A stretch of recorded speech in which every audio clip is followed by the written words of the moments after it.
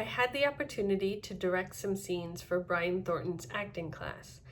And one of the scenes I was working on recently, I thought would be an interesting walkthrough case study for challenges in post-production and editing your project.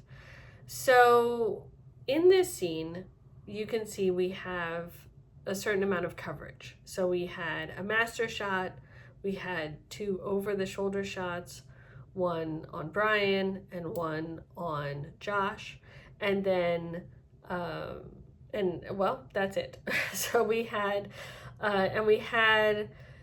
2 takes of the master.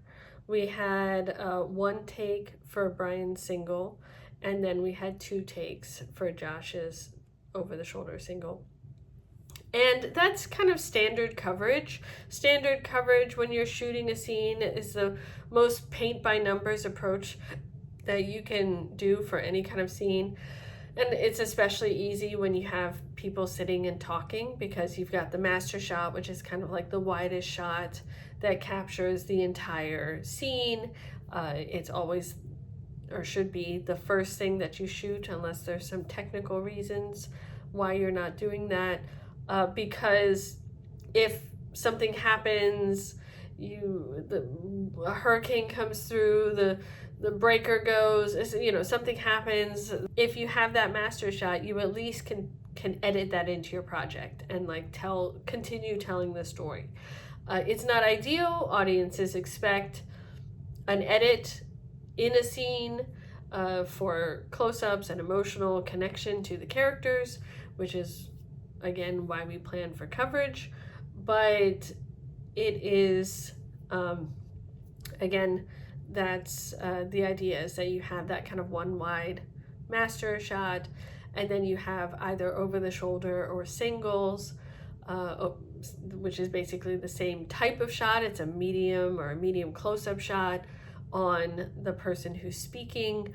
The only difference, for those of you that don't know, is that the over the shoulder kind of includes the shoulder of the other person. So it's literally like the camera is over their shoulder and you can see them in the frame. I personally really love over the shoulder shots because it kind of insinuates a connection between the characters. They're in the space together. However, for continuity purposes, over the shoulder shots can make things more difficult, because you can see, even though they're not facing you, you can see often when a person is speaking because of the way their body moves. The continuity might not match up if they move an arm or something like that. So over the shoulders can be challenging, but I do like singles. I do like over the shoulder shots as opposed to singles. And then you often will also get a close-up shot on both characters. We didn't get any close-ups. We kind of kept the medium close-up close enough, so we didn't really get into their faces, and we also just didn't have a whole lot of time. This was within the class time period one night that they had.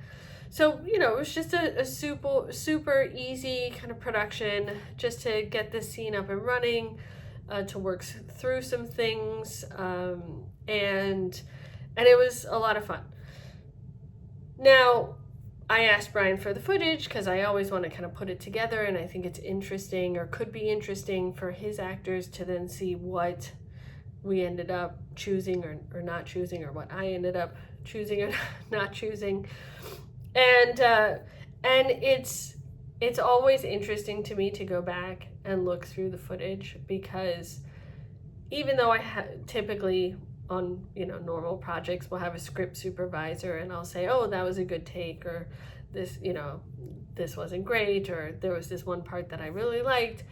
I always review all the footage, because even if I thought something was great in production, that doesn't always mean that the scene works when I'm editing. And this happened on Test, where there was a scene where I really loved one actor's performance in one of the takes, and I kind of noted that in the script supervision, scripty notes. But then when I went back to edit it together, the other performance actually played better in the edit. And so that's kind of my number one rule for post-production.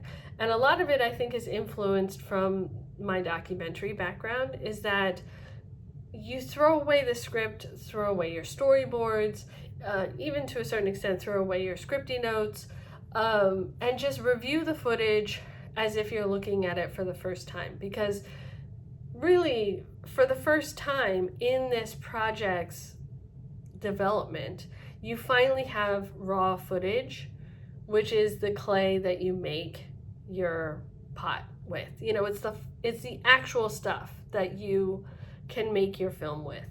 And so whatever production headaches you went through, whatever things did or did not happen the way that you thought, whatever you thought was great or not, it's always good to meet the footage kind of where it's at and just review it with clean eyes.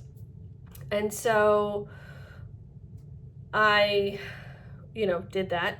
And the other thing that's always interesting is that, actors are not robots, they're humans. And so every time they say the line, they'll say it slightly differently. And of course, they're also supposed to be, having more of a natural reaction. And so sometimes they'll be like, oh, that was great, I want to get that in a close-up, but then the way that they said it in the close-up was slightly different. And you're like, oh, that performance isn't exactly what I'm looking for. So it's always funny kind of going through that. But you want to find kind of those best pieces of the performance to help tell this story. And so you have this footage, and coverage is what gives you editing options. If you just had that wide shot, like I said, worst case scenario, well, then you don't have any editing options, and that's just what you have. And oneers and, those shots are designed to not cut, and so you certainly can have that as your vision for the project. But most of the time, we're going to have some kind of coverage. And so then the question becomes, how do you edit it together? And I was thinking about that when I sat down to edit this project together, because, you kind of think, oh, we don't have too many angles, we don't have too many takes, this should be easy, it's just a 3-minute scene, it should be easy to put together. But then every decision feels like a huge decision. What is our opening image? What is the first thing that we want to see?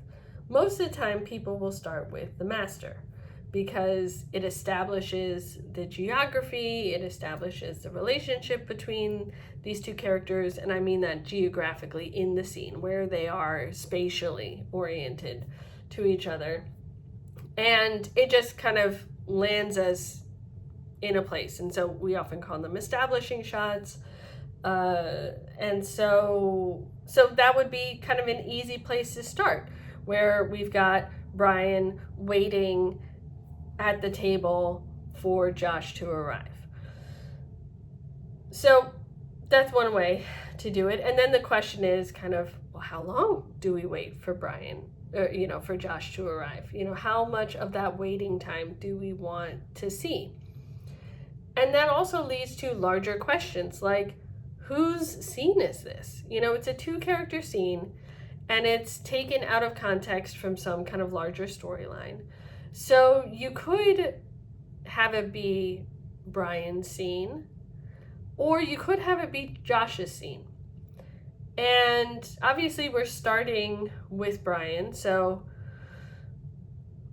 the text or the script would indicate that this is Brian's scene, because we're not coming into the scene from Josh's perspective. So, that leans towards Brian's character. But also I was realizing as I looked at it that there were some things that I wish we had shot differently, just to give a little bit more insight into Josh's character, or even the opportunity that maybe this was Josh's scene.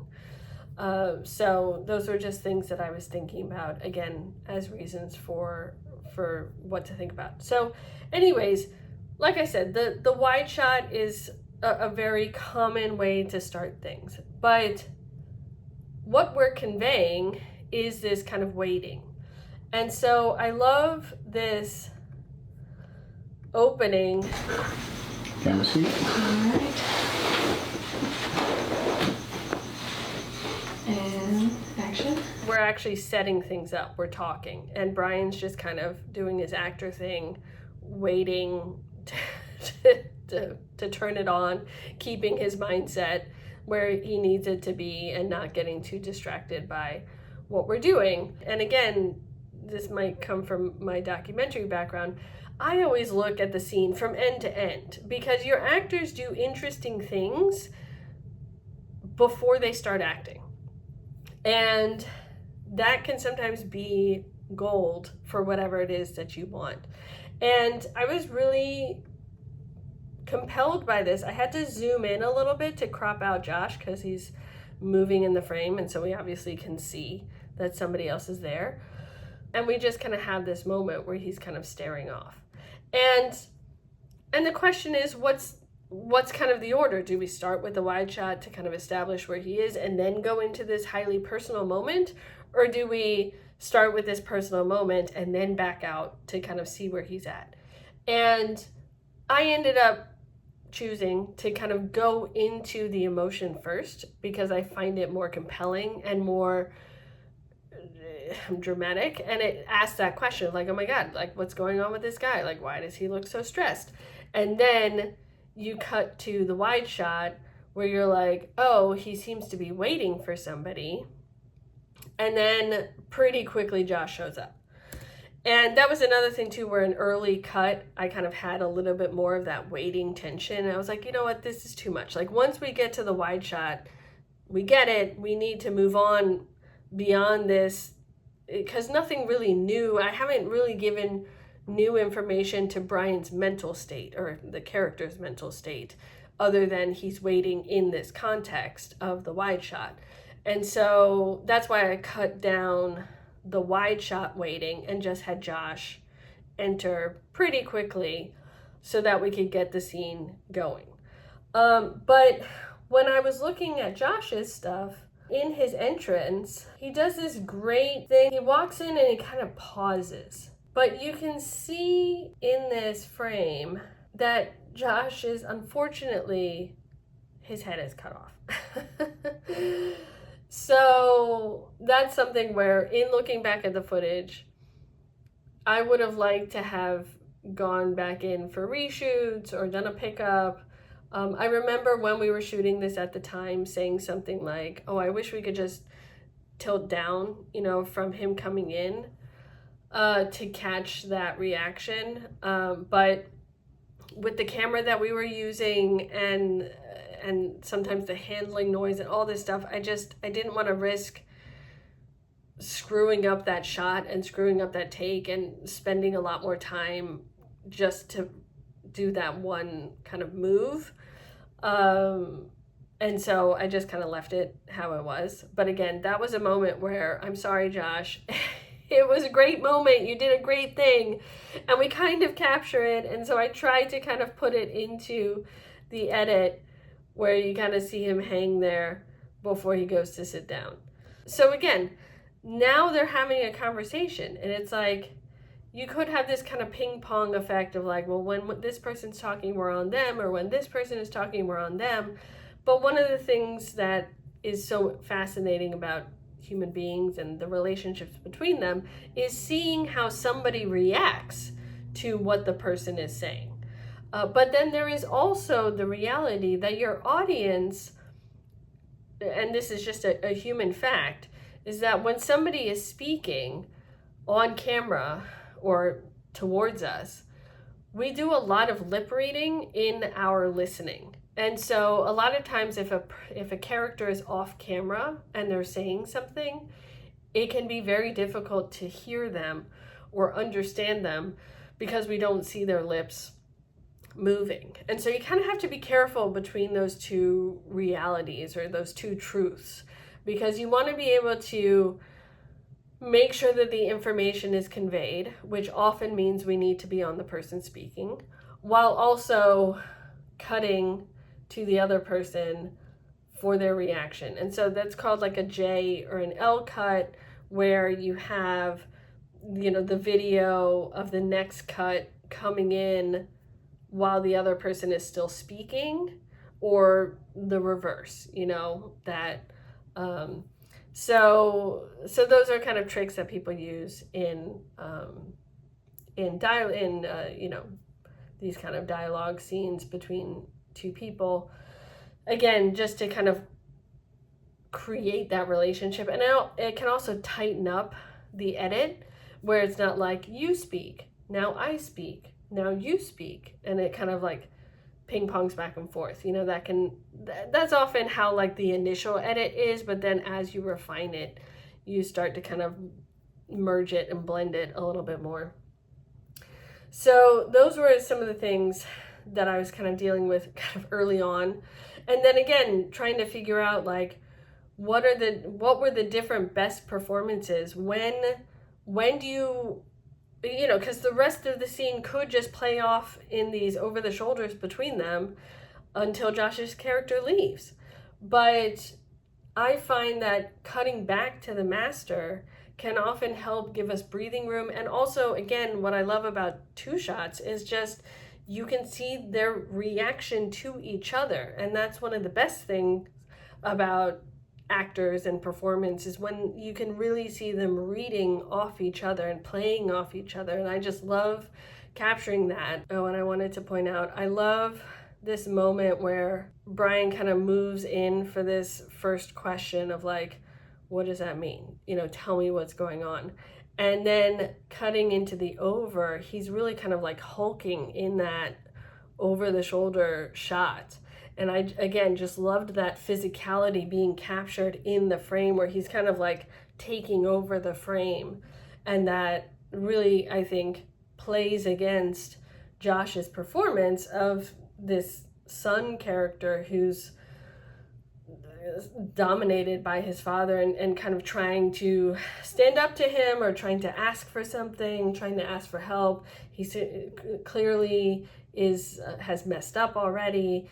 He's in kind of a submissive situation here. And so I just really liked that moment and wanted to keep that in the edit instead of letting that play off in the two shot.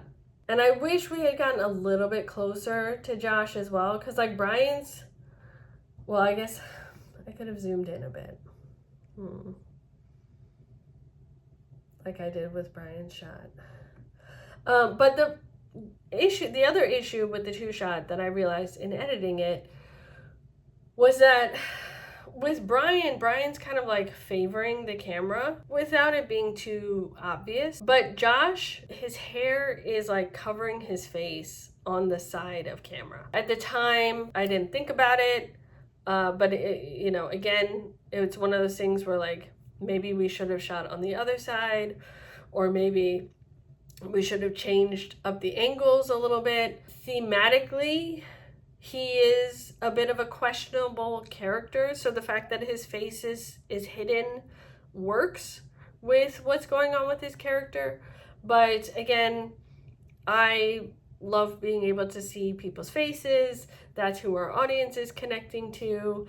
And so, oftentimes those profile shots and anything kind of obscuring the character's face, whether it's shadow or things like that, that can be an intentional choice as a director to keep that character and their kind of inner thoughts hidden and separated from the audience, and so the audience doesn't necessarily trust them. And so that can be a key way of doing it. So again, it works for this scene, but I kind of wish that I had thought about it at the time. So Brian and Josh, I'm totally up for reshoots and doing this again, because it was a lot of fun. And then the ending moment again brought back this question of like, Josh has this whole big moment. They both kind of have these big moments where they're trying to kind of convince the other person of what's going on in their lives and to see it from their side. And Josh is asking for something. He's putting his father in his place. But again, the scene is Brian's character scene. And so I had to be kind of careful, wanted to make sure that there was a balance between cutting to Brian's over and cutting to Josh's over, so that we didn't feel like we were always cutting to Brian, because again, there can be a weird visual imbalance that doesn't work that way. And also making sure that we captured this great performance. And so I was kind of stitching together these really great moments between the wide and the over, and between the two overs that we have for Josh, there were some interesting nuanced things that I stitched together. And so again, this is one of the realities of filmmaking and acting, is that it's very surgical. During production, you're kind of hoping for that amazing take where your actors do this amazing job throughout the entire take, and you look for that during each angle of coverage. And so as an actor, you're like, oh, this is my performance, and that performance has like a continuity to it. But in the reality of editing, it's very surgically put together between the shots. And so, sometimes you're going from one take to a different take, and sometimes you're going from, two different angles. And so it's just interesting that way. And so that final moment when Josh walks off, he has a line. And again, we didn't capture it. I mean, we capture him leaving. But again, we have the same kind of issue where we're not like close on him. And the same in The Master, he kind of gets up and he leaves. And there isn't we don't really have much coverage for that line that he says. And so by nature, it's that shot is less interesting than being on Brian's face when he says, "Can you say goodbye?" Could you say goodbye at least? Bye, Dad. And we just let it play out, and he says, "Bye, Dad." And we just let that emotion build in Brian and in his character. When we were shooting it, we could see the emotion, and I let it play a little bit, but most of our takes, it cuts pretty soon after. But I remember Brian getting emotional on set, and so I was glad we had at least one take where we had that emotion really, really captured on camera and letting that play out. But I also didn't necessarily want to end on that in the same way that we started it. I felt like we needed a little bit of a breather from it. And so, I liked this moment where he kind of leans back and puts his hand to his mouth as just kind of a resolution or a conclusion to this scene, and just kind of gave it enough of that breathing room. And it was interesting editing these two pieces together because, again, you don't want to break that moment emotionally. And there was some continuity to deal with, his hand is by his face, it's by his mouth, it's, it's down, it's kind of, he moves and he tilts back. And luckily, Brian kept some of the same movements, and most professional actors who've been at it for a long time, they learn to do the same kind of physical movements over and over and over again.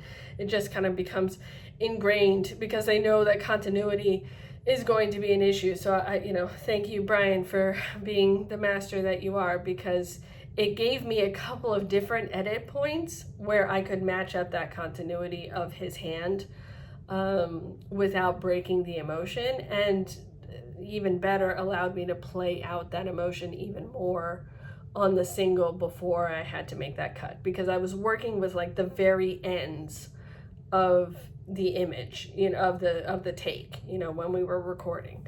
So I also had to then cover it in room tone. So anyways, thought that might be interesting. I love the editing process.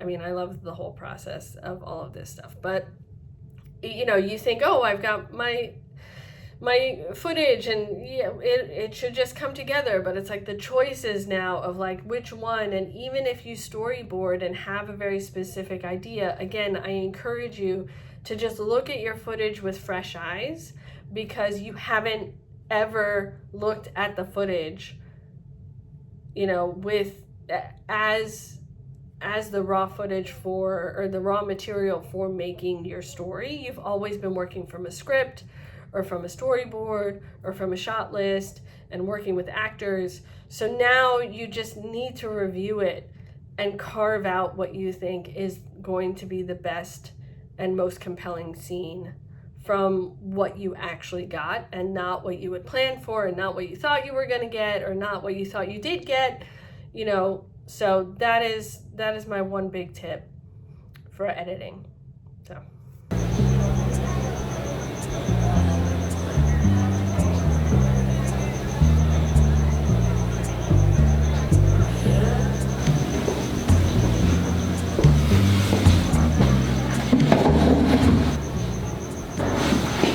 Place hasn't changed a bit.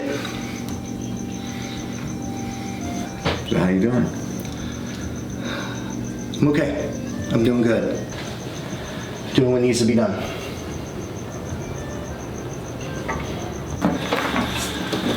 What does that mean?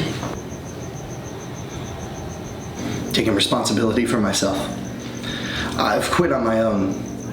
I'm about 5 days sober. And I'm feeling good. I just need a couple of $100 in order to get through. Nick, I can't give you any money. It's just a couple of $100. I just need to get some shit together, and I want to go to New York. New York? Yeah, too many bad vibes here in San Francisco. I just need a couple $100 so I can go. Why don't we just have lunch? Maybe talk a little bit. We can do that, right? How are Karen and the kids? Okay. They asked about you. They've got their step out ceremony next week, and I know that they would love to see you there. I would love to have you there. See, Dad, you're guilt tripping me. I just already feel horrible about myself, so I know that they would have liked you there. That's all. I'm sorry, Dad. I just need some fucking money, so please. And then what? Where does it end? Well, I don't know. I like to think I'm doing pretty good for myself. Yeah, I gotta see this through, you know? So it looks like it's working. It doesn't look like it's working. So what's next? Therapy? No, just move home. No, Dude, I we'll, can't. no, we'll make it work, please. Just... I can't. I've been doing research. I've been doing fucking research. What does that mean?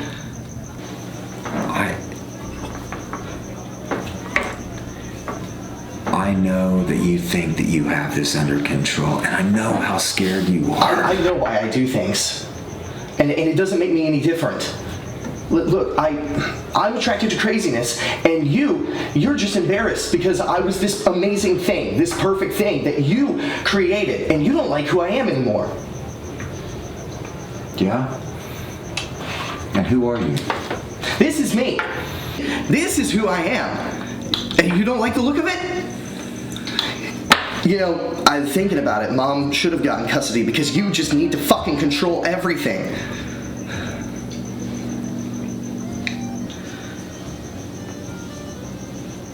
It's okay for you to be mad at me. I made my mistakes. I wish I hadn't, but the things that you're saying right now, none of it makes any sense. You're doing it right now. You're controlling me right now. This isn't you talking. This isn't you talking, Nick. This is the drugs talking. Are you fucking kidding me? What does that mean? It's psychological terror. It's what addicts do. Then what are you doing right now, Dad? What are you doing right now? What's this? I didn't want it to go this way. I'm sorry. I gotta go. Let's just, we can eat. Let's just eat. No, Dad. Could you say goodbye at least? Bye, Dad.